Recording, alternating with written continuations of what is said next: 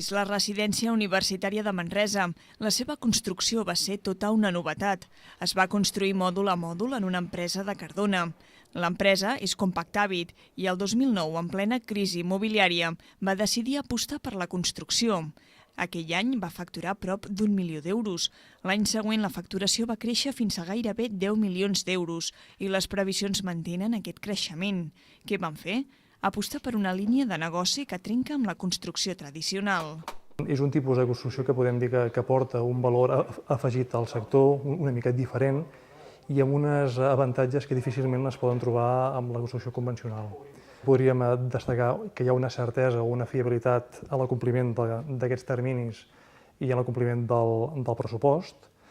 També hi ha un òbvi augment de la qualitat d'execució de les obres.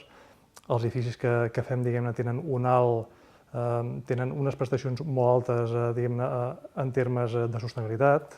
És un tipus de construcció molt neta, es redueix els riscos d'accidentalitat a les obres, etc. Des de 2009 han realitzat diversos projectes. A banda de la de Manresa, Compactavit també ha construït amb aquest sistema modular les residències universitàries de Girona i Sant Cugat, una residència geriàtrica a Reus, pisos de protecció oficial a Banyoles i un resort turístic a Cambrils. La dèbil demanda interior i la voluntat de continuar creixent ha portat a l'empresa cardonina a buscar noves vies d'expansió. Ja han construït una residència a França i la voluntat és continuar obrint mercat. Basant-nos en el que seria l'exportació directa de mòduls, bàsicament estem mirant principalment a França, a Suïssa, Bèlgica, Alemanya, entre d'altres.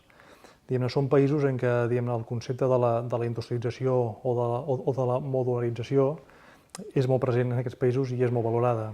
Per altra banda, estem entrant en nínxols de mercat que fins ara segurament no ens havíem plantejat, com pot ser, per exemple, el sector industrial.